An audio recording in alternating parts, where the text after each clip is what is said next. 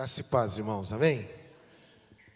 Hoje é uma alegria seguir nessa série de aniversário, de comemoração, aniversário da igreja, Fator Patmos. Eu particularmente gosto muito de pregar em série de mensagens, desde 2019, no Alvo, tenho tido essa prática mensalmente. E eu imagino que facilita para você que está ouvindo e também para aqueles que preparam a palavra, mas crendo que a ação é do Espírito, crendo que Deus quer falar conosco. Eu sei que talvez você está acostumado, talvez, estudar o livro de Apocalipse, e seria um momento especial para a gente, às vezes, trocar informações, ouvir perguntas. Mas a proposta aqui é uma proposta pastoral, de não olharmos apenas para as informações que Apocalipse nos traz, mas entender que Deus tem uma mensagem para a sua vida, para a sua igreja, para o seu coração hoje. Por isso, não olhe para o sofrimento, olhe para a recompensa. Essa é a mensagem que hoje, em Apocalipse 2, 8 a 11, eu desejo que o Espírito confirme e fale aqui aos nossos corações nesse tempo. Enquanto você abre a sua Bíblia, Apocalipse 2, 8 a 11, já foi trazido a abertura da série, falando um pouco das 7 cartas, de uma maneira geral, da simbologia, porque às vezes alguns elementos de Apocalipse nos assustam, né? Poxa, 7 candeeiros, 7 igrejas, e a gente começa a perceber que tudo tem uma representação necessária para aquele momento histórico, mas que hoje revela, especialmente as igrejas, as 7 igrejas, a totalidade da igreja de Cristo, que está hoje representada através da primeira IPI de Marília. Nós temos aqui elementos, informações que foram deixadas também pensando em nós. E já foi hoje pela manhã estudado, compartilhado sobre a igreja de Éfeso, e agora eu quero trazer a carta à igreja de Esmirna, capítulo 2, versos 8 a 11, diz assim: ao anjo da igreja em Esmirna, escreva: estas são as palavras daquele que é o primeiro e o último, que morreu e tornou a viver. Conheço as suas aflições e a sua pobreza, mas você é rico. Conheço a blasfêmia dos que se dizem judeus, mas não são, sendo antes sinagoga de Satanás. Não tenha medo do que você está prestes a sofrer. O diabo lançará alguns de vocês na prisão para prová-los, e vocês sofrerão perseguição durante 10 dias. Sê fiel até a morte, e eu lhe darei a coroa da vida. Aqueles que têm ouvidos, ouça o que o Espírito diz às igrejas. O vencedor de modo algum sofrerá a segunda morte. Feche seus olhos mais uma vez. Pai, a tua palavra está diante de nós, e nós pedimos na inspiração que vem do teu trono, do alto. Me coloco, ó Pai, como instrumento nas tuas mãos, para que cada coração aqui seja cheio da tua palavra, da tua presença, da sabedoria que vem do Senhor, e que o Senhor traga, ó Deus, ao coração desta igreja marcas que vão nos ajudar a prosseguir essa história que o Senhor tem conduzido a esta igreja viver com alegria, e que seja também com fidelidade, em nome de Jesus, amém e amém. Essa carta nos traz a realidade de uma igreja que está vivendo sob o ataque. Uma igreja que vive o ataque de perseguições, o ataque em áreas que vão além de dor física, mas também emocional. Vai também tocar a parte financeira da igreja, das pessoas. E hoje, se você parasse para pensar, qual seria a perseguição que a igreja tem vivido, tem enfrentado? Qual seria a perseguição que nós hoje estamos vivendo? Qual é o maior medo que a igreja pode viver na história recente de uma possível perseguição, de um possível ataque? E aqui nós não estamos falando de um contexto de uma igreja perseguida como países do Oriente Médio que nós conhecemos, missionários que esta igreja assiste, acompanha, que nós conhecemos. Mas eu estou falando aqui, Marília, o Brasil. Nós vivemos hoje uma realidade política que nos leva a um ativismo que hoje entra dentro de igrejas para ameaçar, para trazer falas ofensivas à fé, à religião, ao cristianismo. Hoje, alguns templos no Brasil e em regiões que não vivem perseguição declarada estão sendo invadidos. Mas de uma maneira clara, nós vivemos hoje um ataque entre igrejas. Igrejas que se declaram de direita, de esquerda, de centro, e aonde nós nos sentimos também, não só de uma perseguição externa, mas interna, uns contra os outros. É isso que Esmirna está enfrentando, mas de uma maneira muito mais ferrenha. Lá não era possível ser um cristão sem passar por perseguições. E a pergunta que essa carta nos faria seria a seguinte: é possível um cristão ser fiel até a morte? É possível um cristão ser fiel até passar pelas últimas consequências de dor, de medo, de pressão, de terror?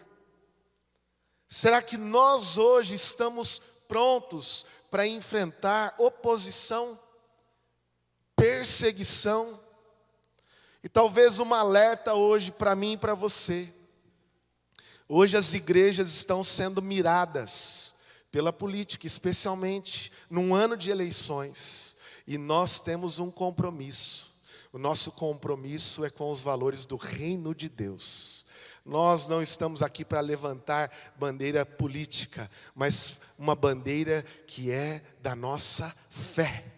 Por isso não vamos cair em nenhum tipo de tentação, porque as perseguições serão internas.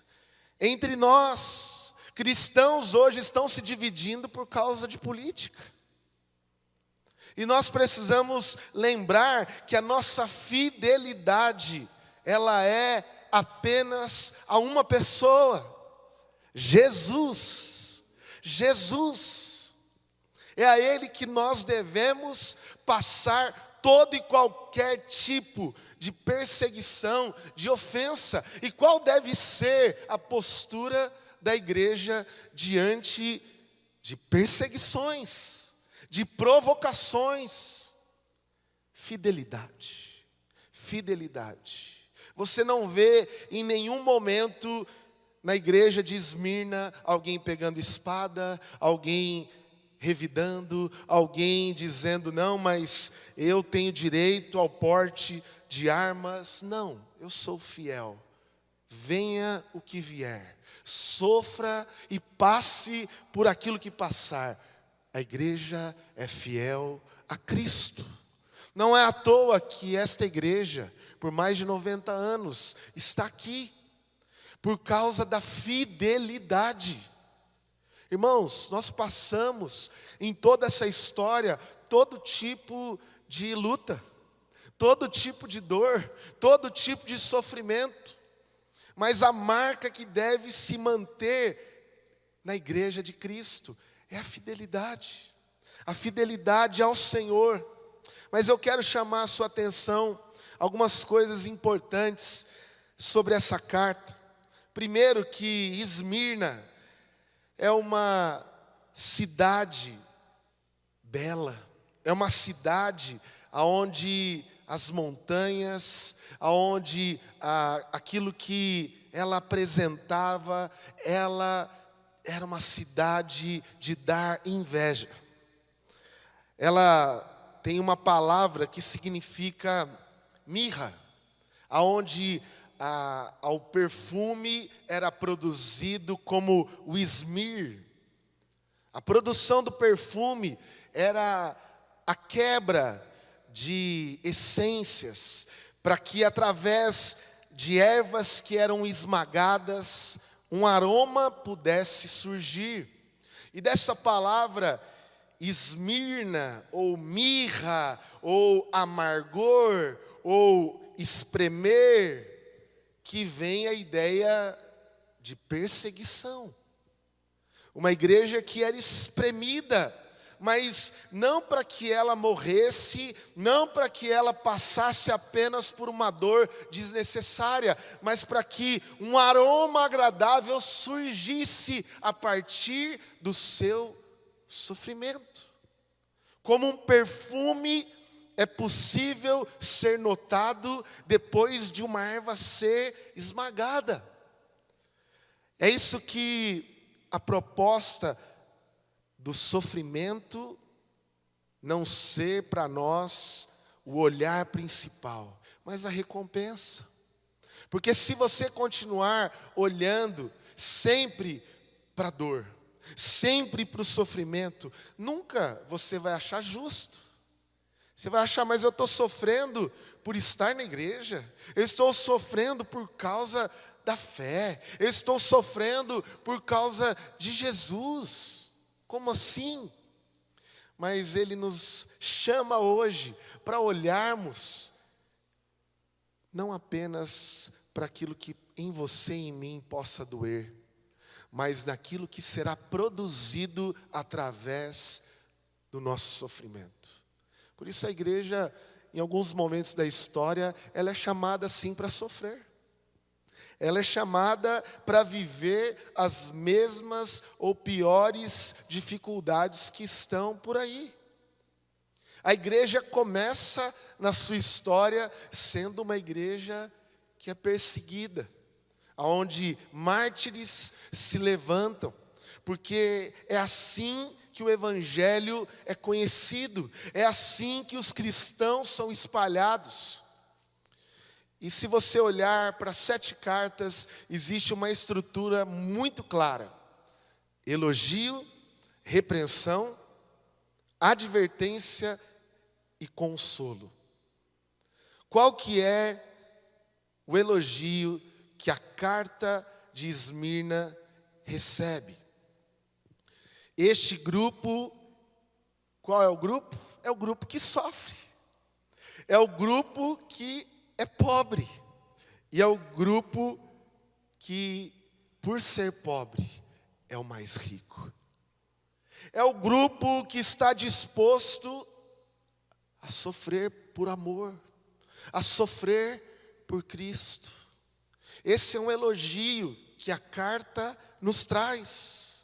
Moram numa cidade muito rica, como Esmirna, mas são pobres. Só que a sua riqueza não está no seu dinheiro, no seu status, está na sua fidelidade. Está porque ela se mantém pura, mesmo nas lutas, nos dissabores. Qual que é a repreensão? Existe um grupo entre vocês que pertence a Satanás. Há uma alerta. A carta diz que tem alguns ali entre eles que pertencem a Satanás. Talvez porque não estavam tão dispostos a sofrer, talvez porque queriam a glória para si, talvez porque preferiam oprimir do que serem oprimidos. Mas tem também aqui uma advertência e consolo.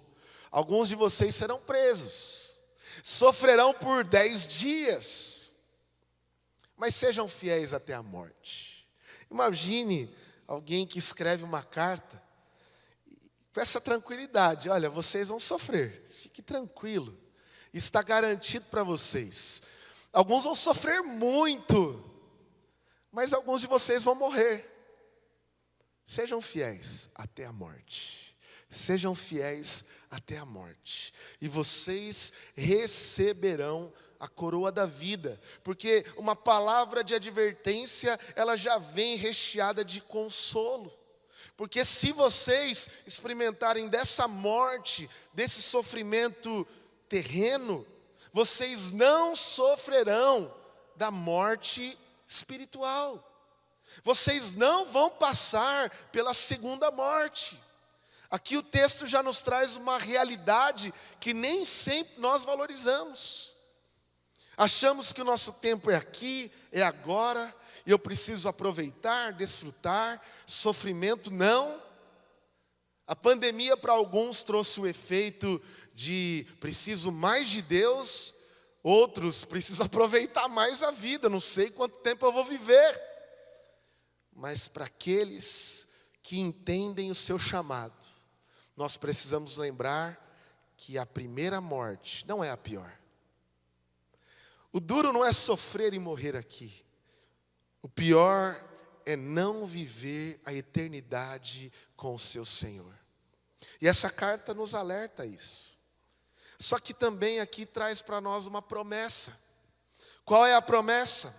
Aos vencedores eu não os castigarei com a segunda morte. Aos vencedores, a carta chama aquelas pessoas que estão dispostas a passarem por sofrimento, a serem reconhecidas como pobres, numa cidade de ricos, que estão no meio de pessoas que são de Satanás, que vão passar sim por situações de angústia, de dor, até a morte, mas que têm promessa, e são chamados do quê?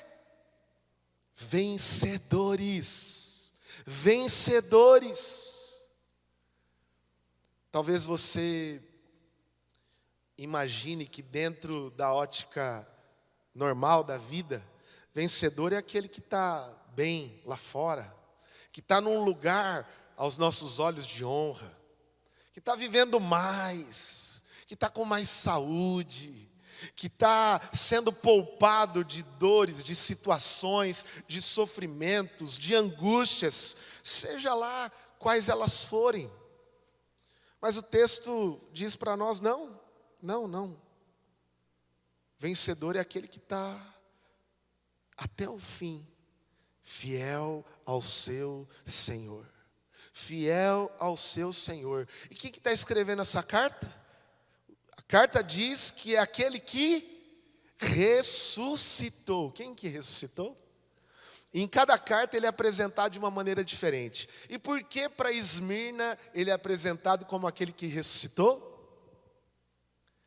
Porque Esmirna havia morrido. Esmirna era uma colônia da Grécia. E a gente vê na história da Grécia, digo, do pensamento dos gregos antigos. E ela foi colonizada, mas no ano 600, ela é destruída completamente. Ela é aniquilada, devastada até o fim. E sabe por que Jesus se apresenta a ela como aquele que ressuscitou? Porque como eu ressuscitei, diz Jesus, vocês ressuscitaram. Porque no ano 200 vocês foram de novo levantadas como cidade. É uma cidade que vive a ressurreição, porque ela havia morrido, ela havia perecido, mas agora é essa igreja que está ali numa cidade que já havia acabado, mas reviveu, ressuscitou. Agora essa cidade é chamada para ali existir uma igreja sofredora, uma igreja disposta a sofrer.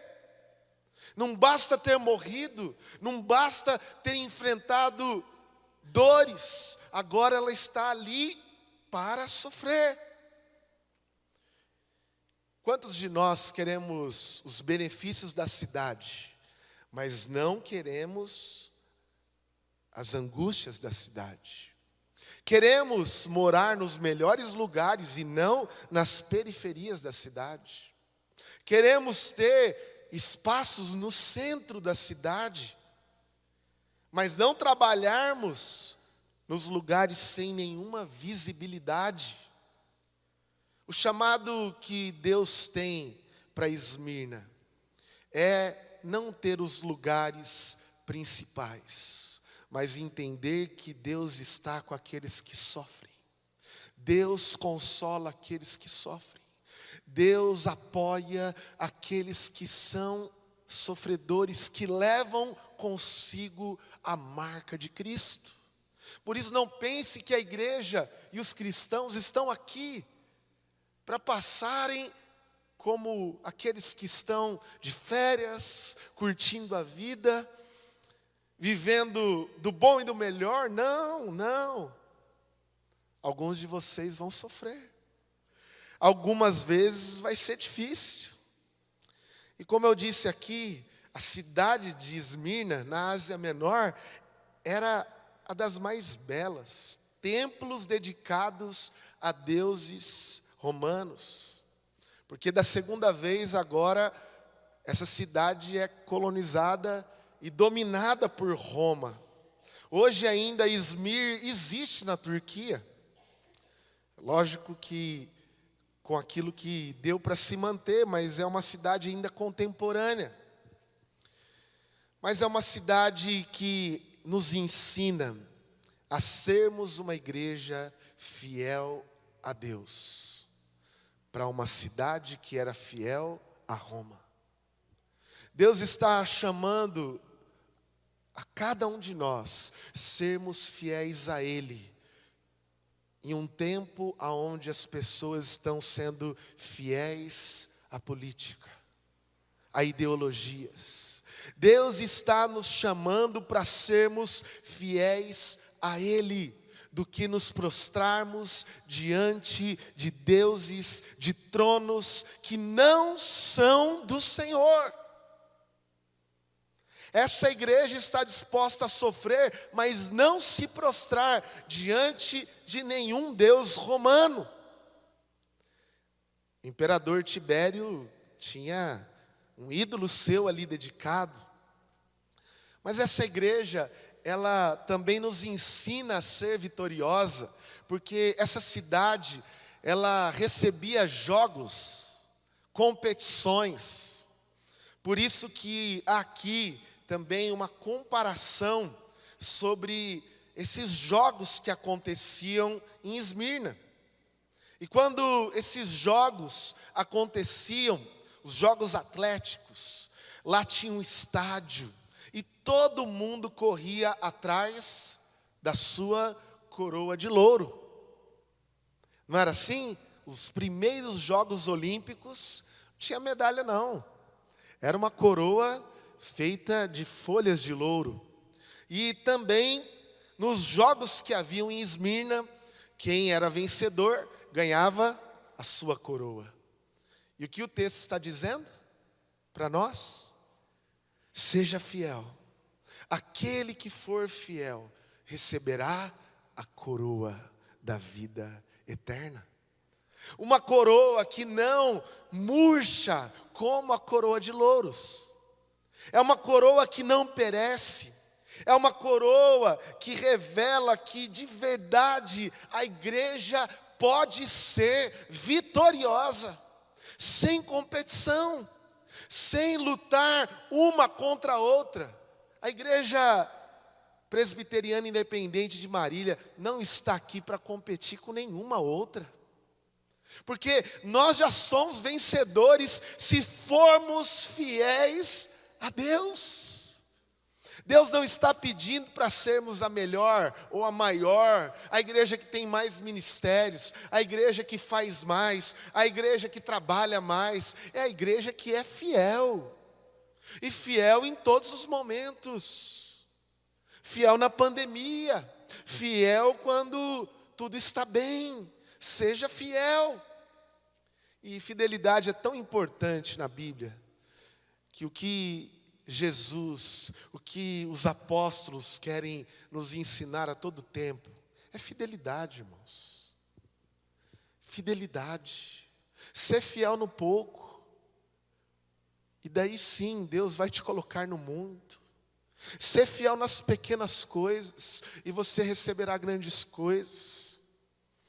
Muitas vezes o nosso cérebro funciona que a gente só pode ser fiel, por exemplo, nos dízimos, quando eu tiver um baita de um salário.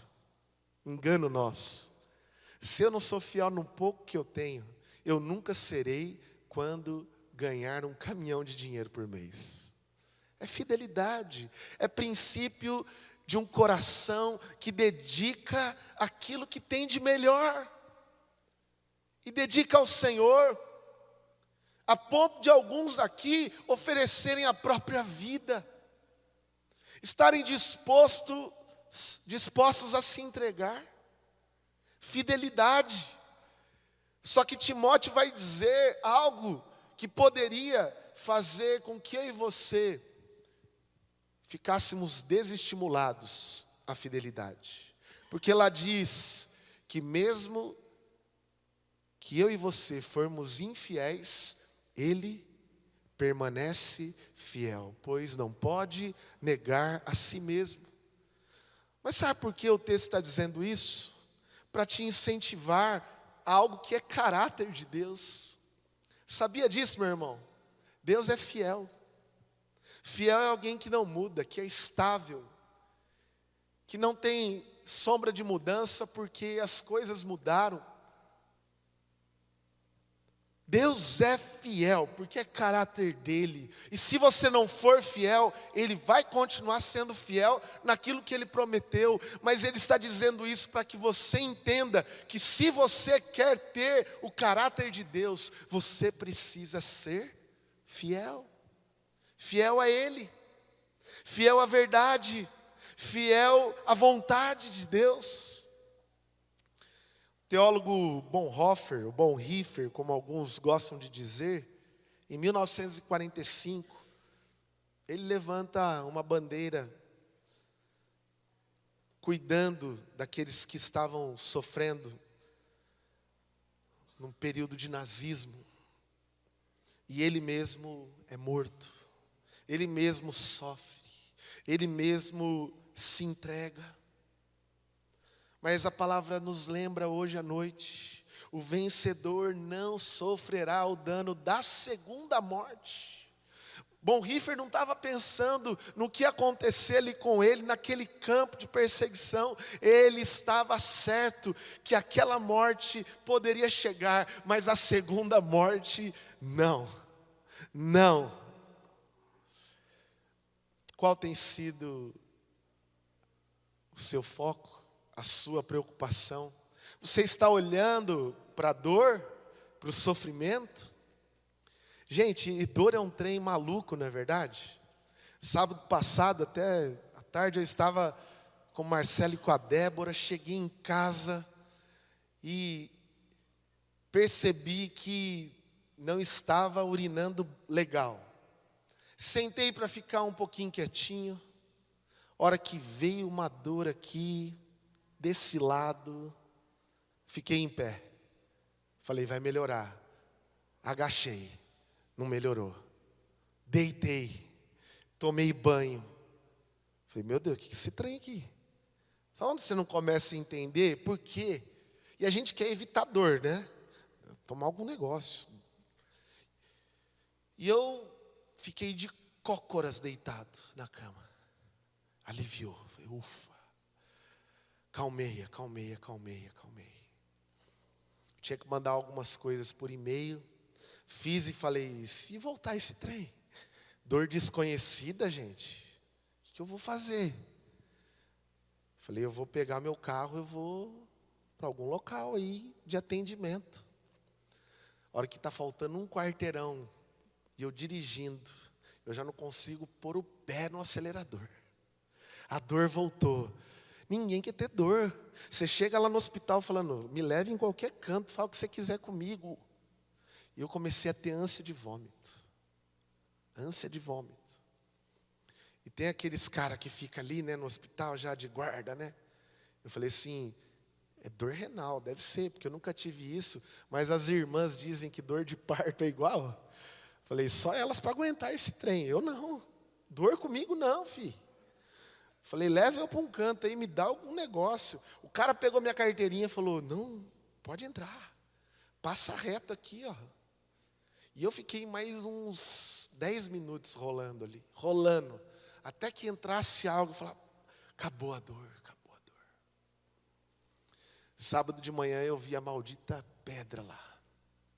No ultrassom. Querendo cair no canal da urina. Falei, meu Deus, vai doer de novo. Ninguém quer ter dor. Ninguém quer ter dor nenhuma. Lembro como se fosse hoje. A dor quando eu infartei. Cada respiração era um grito. Ai. Mas hoje eu quero convidar você. Tire os teus olhos. Tire os seus olhos da dor. Tire os seus olhos do sofrimento. E olhe para Jesus. Hebreus nos convida, olhando firmemente ao autor e consumador da nossa fé, Jesus Cristo. É para Ele que eu preciso olhar. Não olhe para a sua dor hoje.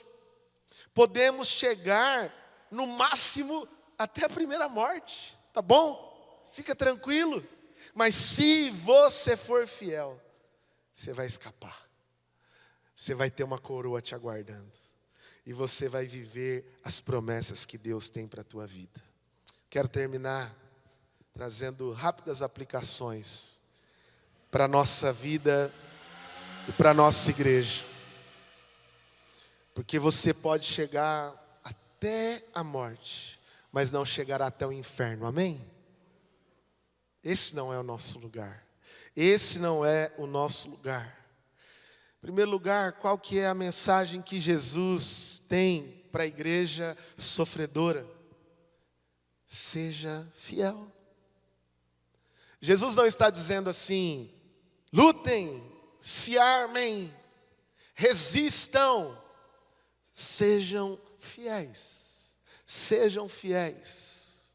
O anúncio aqui até, talvez vocês vão sofrer mais. Sejam fiéis. Seremos atacados politicamente. Seremos atacados economicamente. Seremos atacados religiosamente. Fisicamente, o texto vai nos dizer que satanicamente. Não se iluda, meu irmão. Não se iluda. Todas as frentes virão para que a igreja não permaneça. Mas seja fiel. Em segundo lugar, a igreja, ela não deve ser omissa, mas ela deve ser pacífica. A igreja não está aqui para levantar bandeiras. Ela está aqui para levar o evangelho da paz. O mundo pode estar de pernas para o ar lá fora. As pessoas podem estar tentando se destruir. Nós fomos chamados para sermos pacificadores. Especialmente num ano político, meu irmão, seja um pacificador. A igreja não está aqui para se omitir, mas ela não está aqui para brigar por reinos desse mundo, porque os olhos dela estão somente em Jesus. Nós somos chamados para sermos fiéis a Jesus. E me inspira o pastor dessa igreja de Esmirna. Policarpo, em 150 depois de Cristo, foi convocado para renunciar Cristo publicamente e declarar fidelidade a César. Policarpo respondeu: há 86 anos tenho servido ao Senhor. Como posso blasfemar contra o nome do meu Salvador? Ele foi queimado em praça pública. Mas para ele aquele fogo, em seu comentário, seria rápido, iria apagar. E o papel dele era ser fiel. Ser fiel, pacificamente, não reclamou. Quando eu penso nisso, eu lembro de Jesus. Jesus foi como uma ovelha muda. Jesus não disse: eu não vou para a cruz. Jesus não disse: não, eu vou lutar. Não, peraí, eu sou forte, eu sou filho de Deus. Ele não reivindicou direitos. Ele aceitou sofrer. Porque para mim, a igreja de Esmirna é a igreja que mais se parece com Jesus. Porque ele foi fiel até a morte, e morte de cruz. Ele foi fiel. Ele cumpriu o seu papel. E a igreja precisa, para terminar, ser fiel como Jesus é fiel. Certa vez perguntaram para Henrique III, no século XI, como você aprendeu a reinar? E ele contou uma história que, cansado da realeza, cansado daquelas pressões de obedecer ritos da realeza, ele foi pedir para um bispo para ir para o monastério. E ele disse: eu quero viver lá onde fica a turma da reflexão. Eu cansei de governar. Eu cansei de ser alguém que tem poder. E quando ele encontra-se com o frei responsável do monastério, ele disse: eu estou aqui e eu estou disposto a fazer o que precisar para ficar aqui com vocês. O que precisa? O frei disse: precisa ser obediente. Daí ele disse: eu aprendi como rei a ser obediente às leis. Daí o frei falou: não, mas aqui não é a mim, não é as regras do monastério, é ser obediente a Jesus. Ser obediente a Jesus. E sabe o que esse frei disse para o Henrique III? Você já sabe o que fazer. Volta para o teu reinado e seja lá fiel a Jesus. Sabe por que Henrique III foi reconhecido como um ótimo rei? Porque ele disse: eu aprendi a reinar sendo obediente a Cristo. Eu aprendi a reinar sendo obediente a Jesus. Como você está disposta a viver hoje? Deus não está dizendo: olha, venha morar aqui na igreja.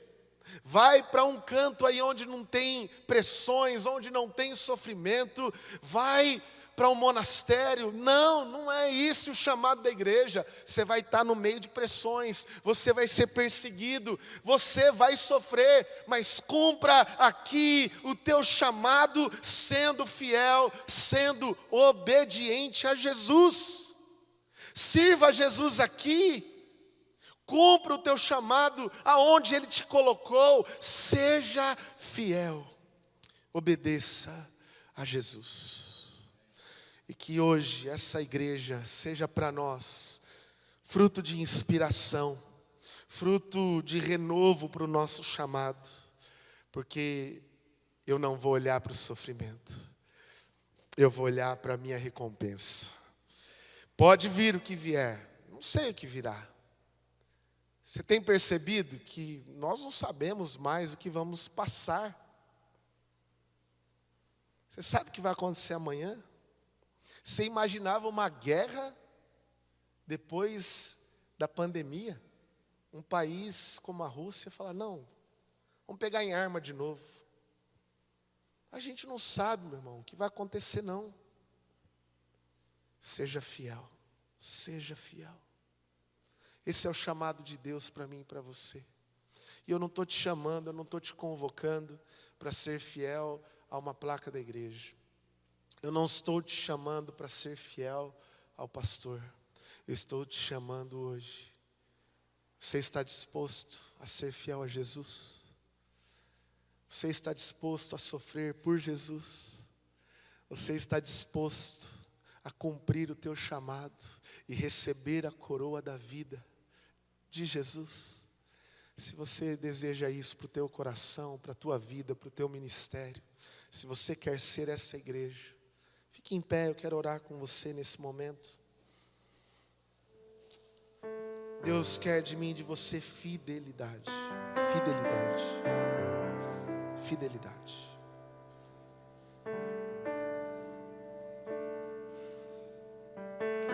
Talvez você tenha parado para entender o que Deus quer de você. O que Deus quer de mim, como Ele quer me usar.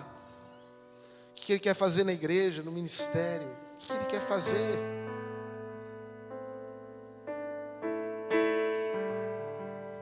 Você pode ter certeza que a fidelidade vai ser provada não quando tudo estiver bem, mas talvez quando o teu casamento estiver no pior momento.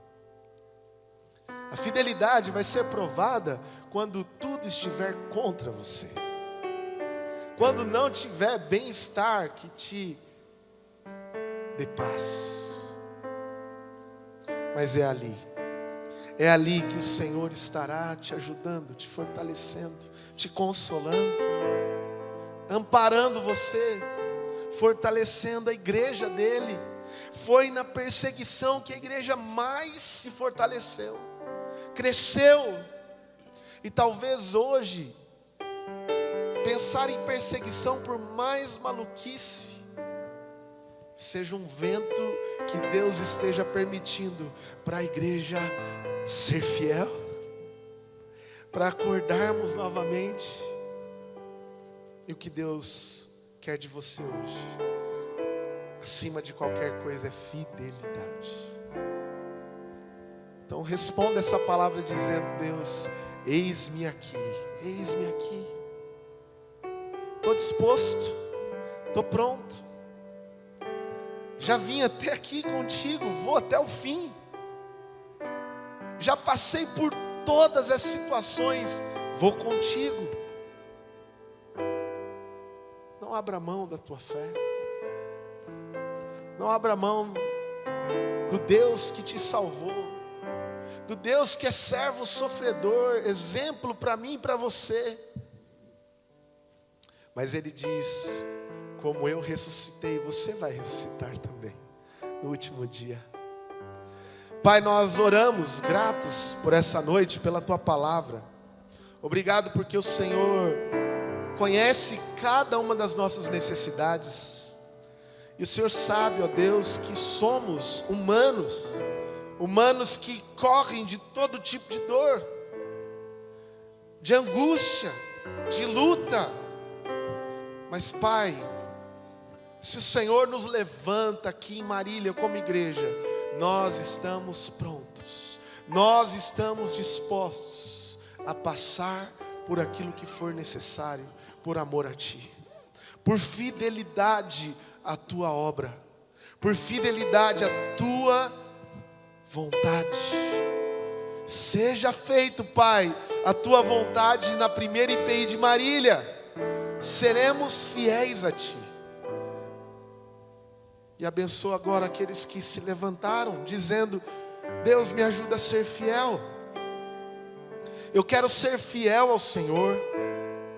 Eu quero aprender na dor, não ficar olhando para o meu sofrimento. Eu quero olhar para a recompensa, que não é nada que esse mundo pode me dar, mas é algo que o Senhor já conquistou lá na cruz. E obrigado, Deus, porque disso nada e ninguém pode nos tirar. Ninguém pode tirar a vida eterna. Ninguém, Pai, ninguém. E que o Senhor dê paz, dê tranquilidade, mesmo quando estivermos sofrendo, por amor a Ti. Dá um coração fiel a esse meu irmão e essa minha irmã. E abençoa a sua vida, a sua casa e o seu ministério, em nome de Jesus. Amém.